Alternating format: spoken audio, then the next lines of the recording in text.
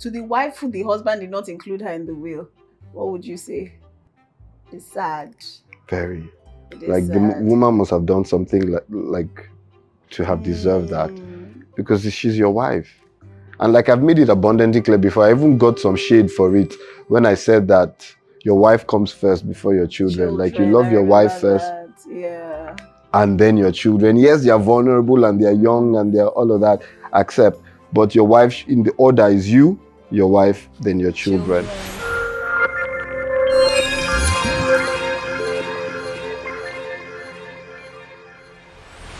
Hey people, welcome to another episode of Transparent. We are here again, courtesy Four Cousins. We're enjoying our pinotage right now. About to loosen our tongues a bit even more. Or even more, yeah. Like our tongues are not loosened enough yet, but yes, we're here, right? And Daniel's here, a bit zen. How are you? Are you I'm good. I'm fantastic. Okay. We're talking about an interesting topic. I have some personal experiences which I will share. We're talking about money secrets with couples, right? Money secrets. So a spouse gets this huge loan, or this loan doesn't even have to be huge, and doesn't tell the other spouse until the debt collectors now come knocking. And that's when it's like, oh, by the way, in September, I went to these guys, right? And I haven't been able to pay back. And then it causes like friction in the home and all of that. There's buying properties in secrets, buying just making huge investments like you are alone and you don't have a partner. And we just thought to talk about that. Right. What are your thoughts? First of all, do you think couples should, or spouses should, let their partners know about every investment that they're making? Well, in a perfect world, yes, but we don't live in a perfect world. I think that if we say that the two are becoming one, then both should know about everything. And that's the essence of transparent, right? It's that you're transparent with your spouse. The Bible says that they were naked and they were not ashamed.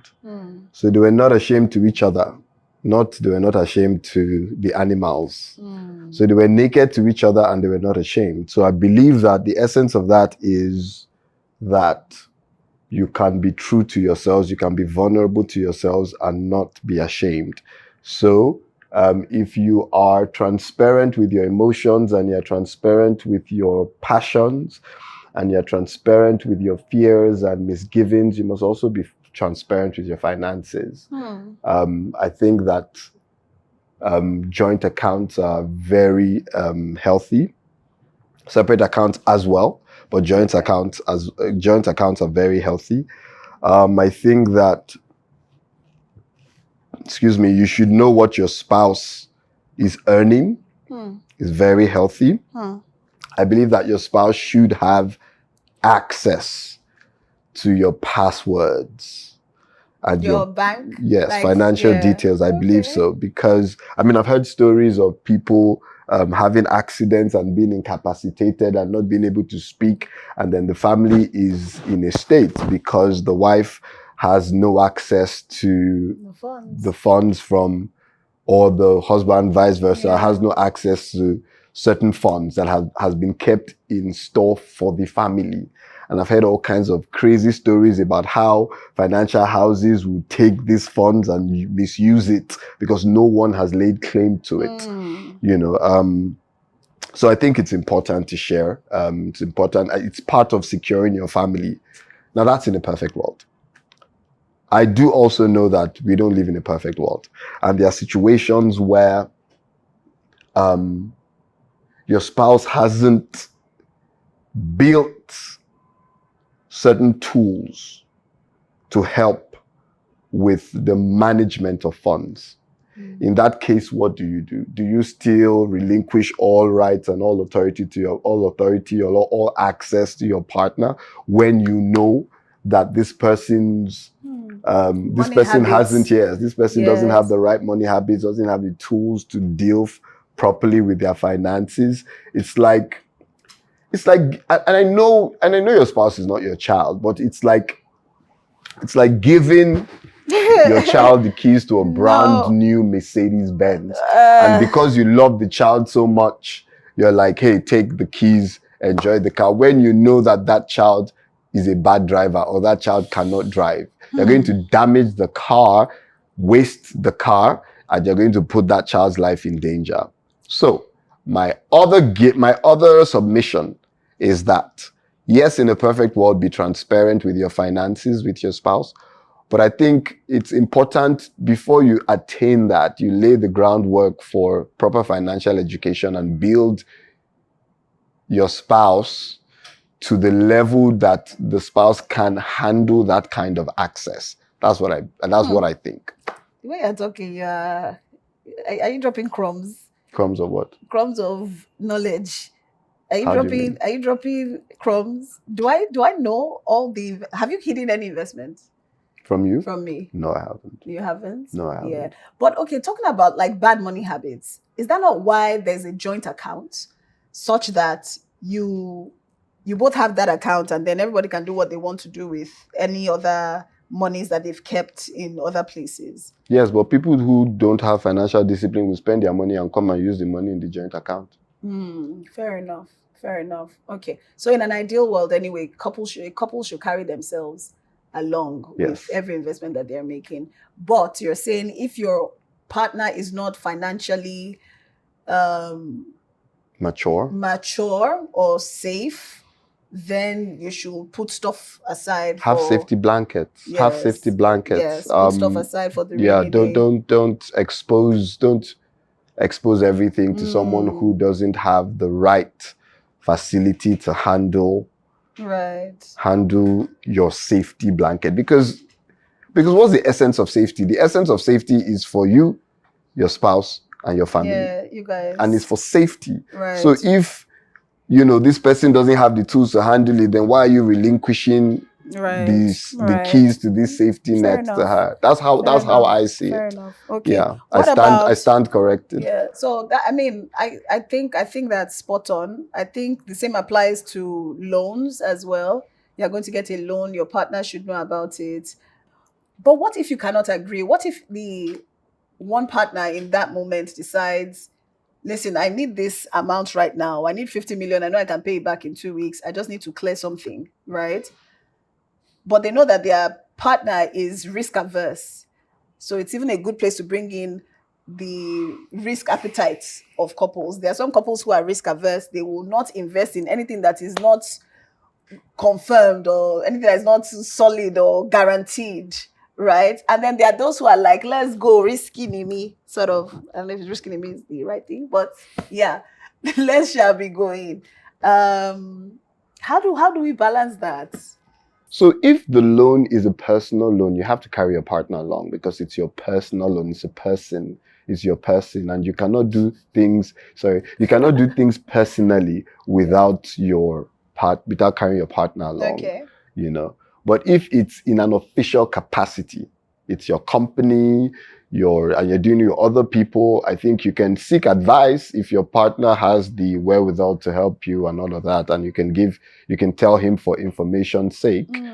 But I think that you can do that outside of your partner, because it's not personal. It has nothing to do with your family. Right. If there's a problem, it doesn't affect your family directly and all of that. So you can say that's something official. It has to do with your company and all of that. It's like saying you want to make a decision in your office and you have to tell your partner. Your partner has no business with your office. I mean, you can seek advice, but that's your office. That's not the family. Right. And when you're talking about being one, I think you're talking about the family as a unit, and your husband and your marriage, as a unit. So let's reference personal loans now. Taking personal loans. You have to carry your partner along. Yeah. If you're taking loans for yourself, your personal use, you have to carry your partner along. And if your partner refuses to accept the loan or disagrees with you having the loan, then I think the effort should be put into trying to convince him to agree, or trying to find an alignment. The partner should go and find the funds that you're looking for in that moment. Exactly, How about that? exactly. Your partner should but be that's not really a with fair thing to say. It's not a fair thing to say. But maybe the partner may have foresight, or the partner may think in that moment, like, you don't really need it. So why are you asking? Why are you asking for it? Yeah. I mean, whatever the reason is, I think effort should be put into negotiating with your partner. Not so just all doing that things energy, behind. all that energy has to go into, like, let me negotiate with this guy. Let me influence him or her. Let me, so it's that relationship, building a relationship with your spouse where you are able to influence each other. Right. And not lord it over each other and hit it over your head. You're able to influence each other and tilt your partner's position towards yours, either way, so that you can achieve things together. It's like flying a plane. You have two pilots on a plane. Yeah, you have a pilot, you have a co-pilot. At every point in time, one pilot has the control. When the pilot wants to sleep, when the pilot wants to rest, he says, I'm giving you control. And then the other pilot says, okay, I have it. You can let go. Then the pilot lets go. But you see, that exercise of relinquishing control or changing control or exchanging control has to happen in tandem, has to happen with agreement. Right. To get ahead. But both of them cannot do it together. They cannot decide to go separate ways. That's a marriage. Yeah. You have to do it together. But the difference is you guys have to talk it through and decide on what direction each of you will take. Okay. I remember this story from when I was a bit younger. A man who left the wife out of his will. And for some reason, that thing has stayed with me, right? He bequeathed everything to the children and all of that. Now, if that wife had relied on just the husband's finances and the husband, because the husband was a bit older, not that the gap wasn't that much, but it was older. A woman like that, should she not have secured herself by also having like personal investments? Oh yeah. I mean, it's essential that, I grew up, I lost my mom when I was really young. Yeah. Right. And with my family story and all of that, I grew up hearing my aunt say things like, to her siblings, say things like, you must have your own business. You never know what's going to happen. Have your own thing. Have your own thing. Have your own thing. Be independent. Be financially independent for yourself. Right. And don't always rely on your partner for financial sustenance, just in case something happens. So it just stuck with me that was really a thing, for women, now referring to women, for women to do, and not just say, oh, the man is the person who's working and we all depend on him. Yeah, that's good, but it can be better. You can have your own business. You can develop your own finances to a state where you're financially independent, just in case something happens. So you can stand on your own 2 feet and and make financial decisions. Yeah. And like you said the first time, you said in an ideal world. So almost like with an ideal marriage, there are certain things that should happen. But many marriages are not ideal, right? Many marriages, the trust is not there, the transparency is not there. Some topics like money are off limits. You can't ask your husband how much he earns. Some people can ask their wife how much she earns. All of that. How would you say both parties stay protected in a situation like that? So in an ideal situation, they are talking through everything. They're talking through investment. They're probably even having family goals. They're having the 3-year plan, 5-year plan, 10-year plan, all of that. But in a less than ideal situation where this woman knows, you know what, I'm just here. This man doesn't really rate me, or this woman doesn't really rate me. She's earning more than I am. I'm sure she has stuff outside. How would you say people should protect themselves? So it starts from savings, right? Have your savings. If you're a woman or a man who isn't working, but you get money coming in and out of your hands, right? Decide to have a percentage where you're saving. Everything you're saving, everything that comes through your hands, you take a portion of it and you save.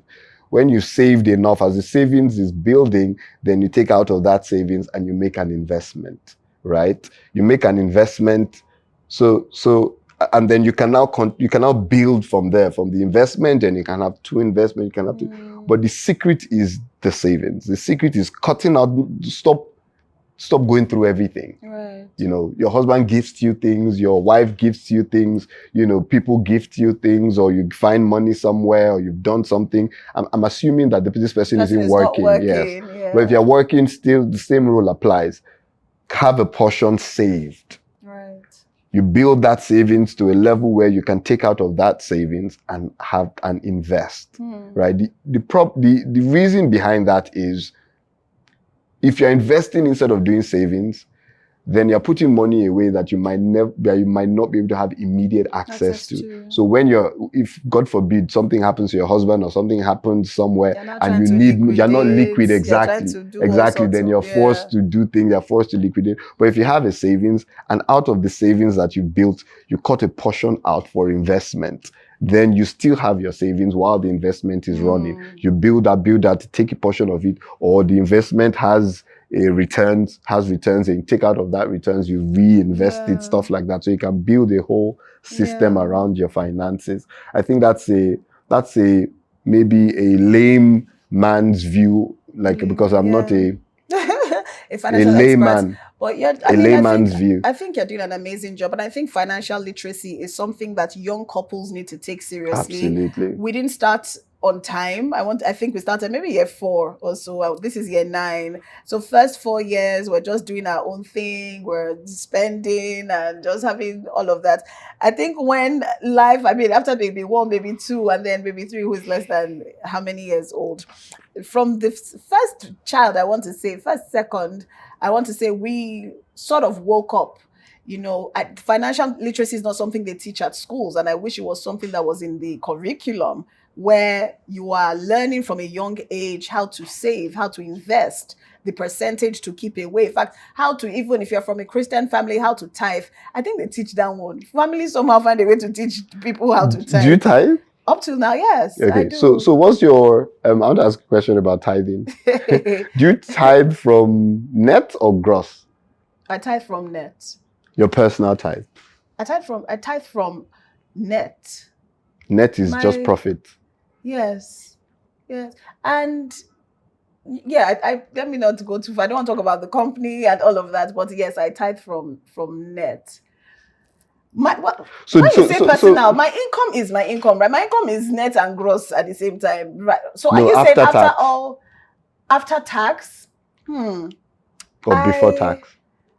I even thought you were talking about maybe after and then like a business deal. Yes. So like a business deal, do you tithe from if for example you have a contract now? That's profit. You cannot take the money that they gave you to buy people. Exactly. So that's gross now. Everything. Exactly. So you're not doing that. Yes. Personally, I tithe before tax. You tithe before tax? Yes. Interesting. I tithe before tax because... Shouldn't you tithe after tax? I mean, if we even follow give to Caesar because the tax is not your money. Say that again. The tax is not your money. It's not yours. The tax is not mine. It belongs to the government. Yes. So you can't tax before. No. You can't tithe before tax. No. So say this is the gross that comes in, right? 10% is tithe. 10% or 7.5% is not even 7.5%, but a percentage anyways, tax, right? The tithe is not affecting tax. Tax is not affecting tithe. Okay, let me paint it like this. Your salary is 10,000 naira, right? Normally, for people who work in 9 to 5, they tax them from source. But let's imagine you're not working in 9 to 5. It's business money and you've gotten the profit. Yeah. Right? Now, the government will say, yes, that's your profit, but my part of this, your profit is 2,000 naira. Let's just say that's your tax, right? That's the government's money. Should you tithe the 10,000, including the government's money, or you should wait for government to take their taxes and you tithe the 8,000? For me, I tithe and tax the full amount. Do you understand? So I tithe on the full amount, and of course, tax is deducted, right, from the full amount. So I'm not saying, oh, this is what has been taken out, and then this is what is left for tithe. I'm just saying that. I'm not okay. I wanted to say I'm not sure how we got here, but we're talking about Yeah, tithe I have and another financial question. I have another literacy. question for you. If I give you money, Yeah. for example, I do some business and I make, let's say I make 10 million naira. Wait, and I give hang you, on. My own salary is 10,000 naira per month. As example, your own is not 10 million. sorry, I might make 5,000. Let's say I do some business and I make 5,000. Yes. And out of the 5,000, I give you 2,000. That's an income. It's taxable. It's tithable. It should be tithed. It's an income. But I've tithed already. You tithe on yours now. Yeah, so I do this business and I make 5,000 and I give and I tithe the 5,000, right? So I give out 500. That's your own income. You've not given me something. That's my own income. Right. That's your gift. You didn't work for it. I gifted you. It's an income for me. Right? I tithe on income. Right. So it's an income Everything for me. that is incoming. It's an income. And I don't want to overflog this tithe issue, but I tithe more than 10%. Like, yeah. But back to financial literacy, it's not something that is taught at schools. It's something that you have to intentionally go and seek. And I'm glad, when I look at social media, it has its perks. It has its good and bad sides, yes. But the good sides, if you look at it a certain way, can outweigh the bad sides. On social media, you find free resources, right? They're free materials to help you just become a better person in different regards, because there are different experts online and they're willing to just share this information for free. So if you go looking for the information, you would find it. And so a lot of people have gone looking for like financial literacy resources, and they found, and then of course there are the communities, the networks that you pay and all of that. But I really think husband, wife, children at a certain age just start being financially responsible. Remember when we spoke to the shops about how they're raising their kids to be financially literate. And also Mrs. Shola Adeshaki, yes, Shola Adeshaki, when she came on to talk about just wealth and couples, I think people need to invest more in being financially responsible and financially literate. Yeah. To the wife who the husband did not include her in the will, what would you say? Oh, it's shocking. I mean, it's sad. Very. Like sad. The woman must have done something like to have deserved that, because she's your wife.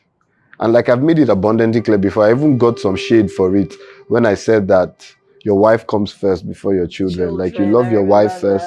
Yeah. And then your children. Yes, they are vulnerable and they are young and they are all of that. Accept. But your wife, in the order, is you, your wife, then your children. And so if you're leaving a will, your wife should be the number one name on that will, because she needs to be taken care of. If your wife isn't fine, your children won't be fine. As in, your wife needs to be healthy to protect your children. So it's a form of even security for your children that your wife is healthy. What if it's like that example you gave, like this wife is not financially prudent? Then you make provisions for her, put it under some kind of trust. And not just pass it on to the children. Yes, put it under some kind of, except you've written it there expressly that the children must take care of the wife. With this funding or with these funds, must take care of the wife. But I would never do that to you. Oh, thank you. I'll never do that to you too. Please put me in your will. I'll never do that to you too. So I mean there's nothing the woman can do in that case, right? You can with the children to take care of you and not leave you hanging. Let's play a numbers game. Right, and the game is easy. You guess a number between 1 and 100, and we'll take turns in trying to figure out what the numbers we have guessed is. Right? Okay, you ready? No. Yes. Okay, so this is my number, guys. Okay, and that's her number. Okay, So who wants to go first? I'll go first. Okay. 27. Less. Your number is 54. Less. Less. Less. Less. Yeah. Okay. 20. You said, what did you say I first? said 27. You said I said less. And I said No, 20. it's more than, 27 is less. Oh. Yes, the number you mentioned is less than my number. Sorry. Yes. Okay. So is 54 Okay. less or more than your number? It's more than your number. Yes, Fantastic. Okay. Yes. And you said what? 27. That's less than my number. Okay. Okay, so you go again. 45. Less. Okay. 34. More. Okay. 72. Less. 50. More. Yeah. 50 is more than the number. Yeah. Okay. I said 34 before. And you said it was less. So 50 I said no. You said 34 is less. I've been saying more since. Every number you mentioned is more. Okay. Yeah. So your turn. 80. More. Okay. So I said 70 before. I said 75 before. You said it was less. Mm-hmm. And I just said 80. You're saying it's more. Mm-hmm. Okay. So My we're turn. between 75 and 80. Okay. 15. Less. 77. Less. My turn. 20. More. 20 is more. Yes. So you said 77 is less. 78.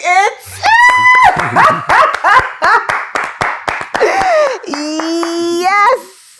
Right, so you won. Yes. So I won. Wow. What was your number? 19. Ah, interesting. So random. Okay. Yeah. So random. Yeah. Okay. If there's anything we hope we've passed on in this episode is that it is not too late to start being financially responsible as a couple. No matter how wealthy your partner is, please have your own stash. Okay, have your own stash. Do not make huge financial decisions without your partner's input. But again, if you know your partner is reckless, right? Because again, we're not in an ideal world, right?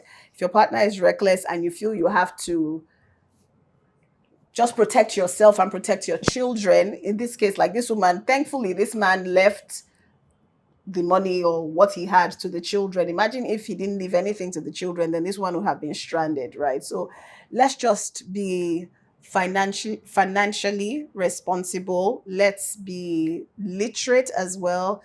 And let's just start early. You know, they say yesterday was the best time to plant a tree. Today is the next best time. So we wish you wealth, prosperity. Nigeria is Nigerian. The way the world is going, everyone just needs to have something to fall back on. And may God help us all. You want to say bye? Cheers to prosperity, to health and wealth. Cheers. Look after your body, look after your spirits, look after your soul, look after your money. And keep it in the family. Cheers. Cheers. Cheers, guys.